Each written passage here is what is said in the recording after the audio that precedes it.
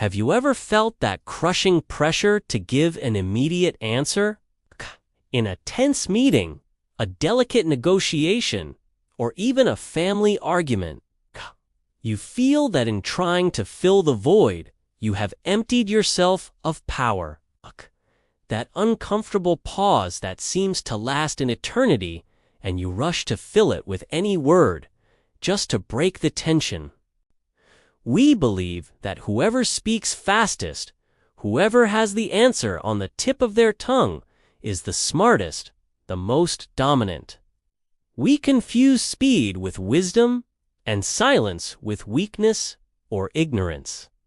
And then you regret it. You realize you said too much.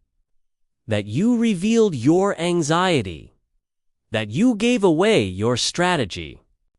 A stage where power is transferred, where truth is revealed, and where respect is earned.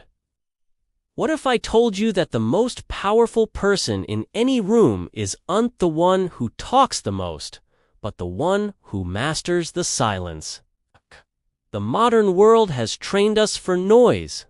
It is our ego screaming for validation, needing to prove its worth at every moment. You force the other person to confront their own anxiety. You transfer the pressure. And it is in that space that the magic happens. When you speak less, every word you say gains immense weight. People lean in to listen. Your opinion becomes an event, not background noise. Silence creates a gravitational field around you. It signals that you are a thinker, not just a talker. Let's see how to apply this in practice. When you speak on impulse, you are not in control. Your anxiety is a deliberate action, a strategic weapon. For you who speak when you should be listening, who justify when you should be observing. For you who walk away from conversations feeling like you lost control. But what if I told you that this is the biggest lie we've been sold? That silence is not a vacuum, but a stage. Great leaders, master negotiators, and thinkers from the time of the Stoics understood something that most of us have forgotten. Silence is not passivity. This video is for you who are tired of being reactive. Today, we will demystify silence. I will show you how to use it not just to defend yourself, but to take the lead in any interaction. Prepare to discover that silence is not the absence of an answer, but the most powerful answer of all. Why are we so afraid of silence? Logically, it's the fear of being judged. The silence forces us to confront ourselves and the anxiety of what the other person might be thinking. We believe that if we are not talking, we are losing relevance, disappearing from the conversation. This need to fill the void is a symptom of insecurity. But when you choose silence, you flip the game.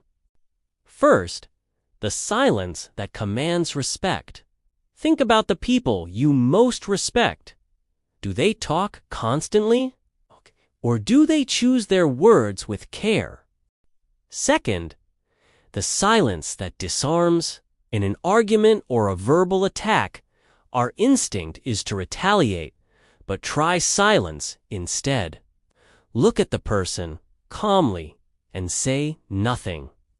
Most people cannot bear this vacuum and will continue talking. And it is in this second unrehearsed part that the truth usually emerges. They add details, reveal their true intentions or fears. You didn't pressure them. Their own silence did it for you. This is a favorite technique of top investigators.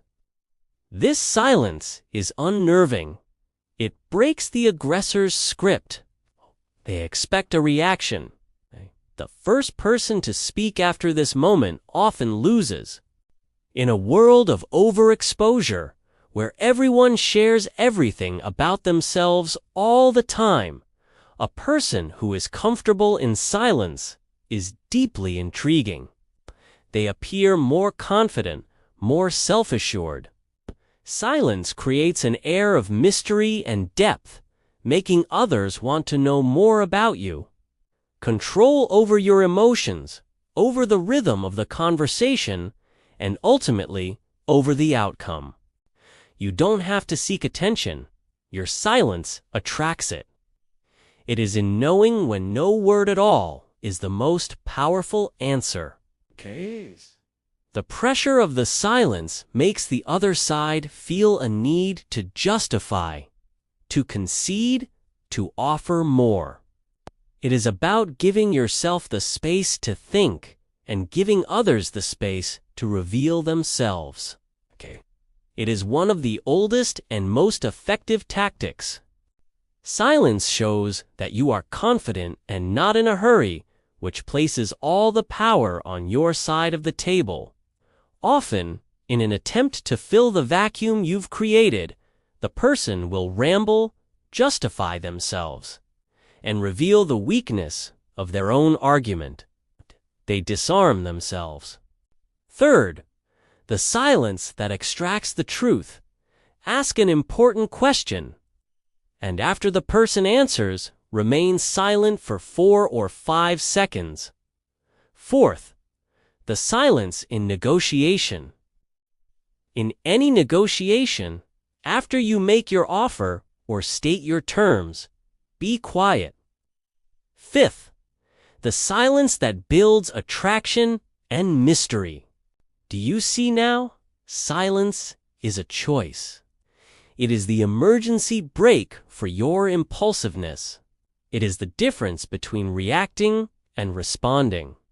While others are drowning in their own noise, you are learning to navigate the hidden currents of human communication. This is not about being cold or distant. It is about being deliberate. The power you are learning to use today is not measured in decibels, but in control. True power is not in having the last word. In what situation in your life will you start applying the power of silence this week? Let us know in the comments below. And if you want to continue mastering the tools of psychology and social influence, subscribe to the channel and turn on notifications.